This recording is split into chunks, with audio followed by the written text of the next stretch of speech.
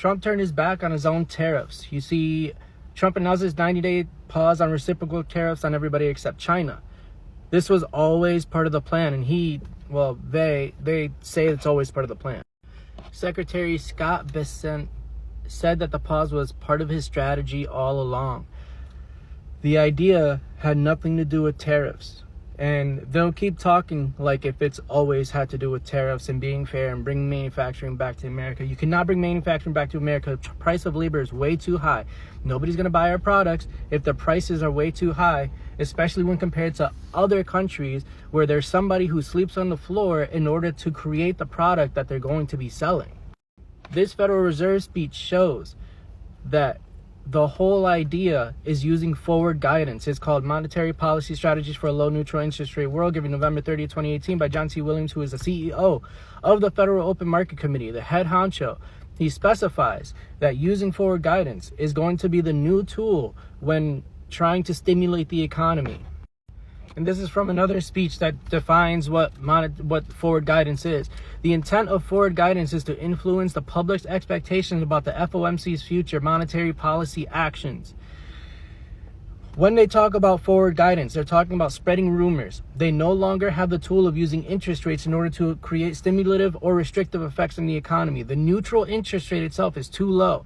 So if you have the Fed funds rate and the neutral interest rate is way up here. Is way down here, right? So when the neutral interest rate is real low, that means you cannot, the Fed funds rate right here, you cannot go lower than the neutral interest rate because the neutral interest rate is at the lower bound of zero. You can hypothetically get into negative territory. That is not what the plan is. The plan is to stay away from having to go into negative territory.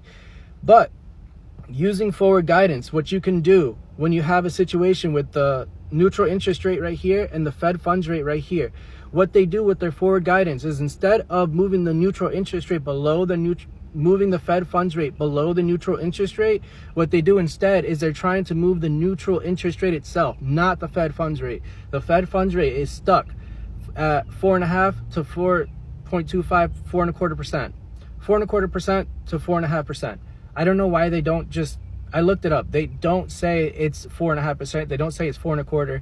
They say it's between 4.25 and 4.5. I don't know why. The new plan is to use their words in order to create a situation in which the neutral interest rate itself, right, the hypothetical interest rate that causes neither stimulation nor restriction, they're trying to do this, right? They're no longer doing this anymore, using the interest rate itself. They can't do that because if the neutral interest rate is too low, they can't go below that to create stimulation. Now that the neutral interest rate is way down here at the floor, what they're trying to do is move this. Moving the interest rate involves adjusting money velocity, right? The amount of dollars spent per day. So when you talk about a situation in which the future prices will be higher, people will spend more money. That's what it's about. When they expect prices to be higher, they pull out their money from the stock market. That's why the dip happened. The dip didn't happen because they lost faith in the companies they were invested in. That's not it. That should be it, right? That should be what the stock market is, but that's not it. The stock market has very little basis in reality, and I understand that when you invest into a company, most of the time you should be thinking about what the company is actually doing. But what you think about the dollar is more important to the stock market itself.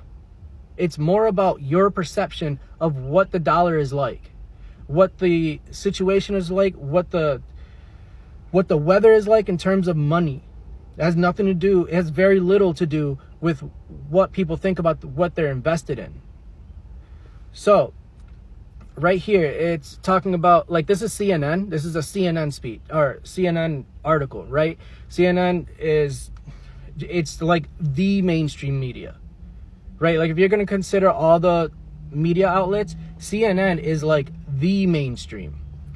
So up there, top, reverting to prior forecasts predicting, I didn't get the whole thing, but essentially what it says is that the economists, whoever they are, who don't read Federal Reserve speeches, these economists do not read about monetary policy. Up there, they say that economists are now predicting that a recession will come, right? A recession, here, recession has definitions, and it's kind of different depending on who you ask, right? So if you read a mainstream media, it's going to say one thing. If you read an economist, it's going to say the other. And if you read the government on like the .gov sites, it's going to say something slightly different. What a recession entails, like what it always entails, is low employment, right? So like a high unemployment, like more people lose their jobs. That's part one. As people lose their jobs, there's a dip in income. As there's a dip in income, there's less money velocity, and therefore the companies that manufacture stuff, now manufacturing is going down. And the companies that sell stuff, retail is going down. So if the economy is like lightly defined as money moving around, a recession means less money moving around, right? So money velocity goes down, and because we live in a debt-based system, the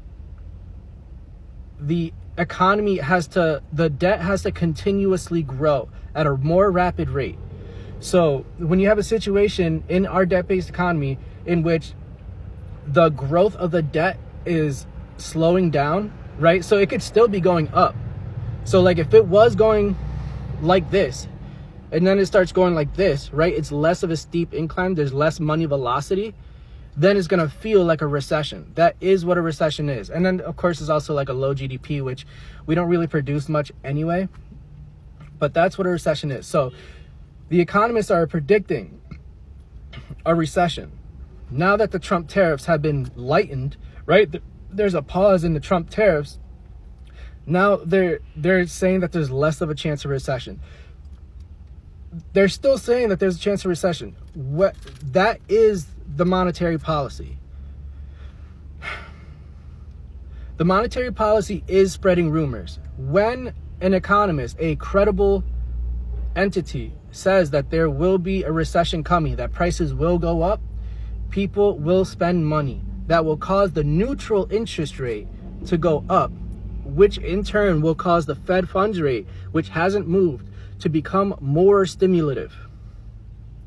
The whole game plan of the Federal Reserve now is to get the neutral interest rate, right? Fed funds rate, neutral interest rate.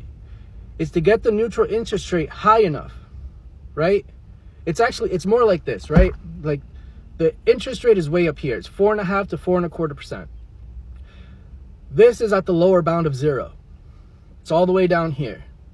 So if you keep the actual interest rate the same and you move the neutral interest rate like this, right? It doesn't have to go all the way up. You move the neutral interest rate just a bit.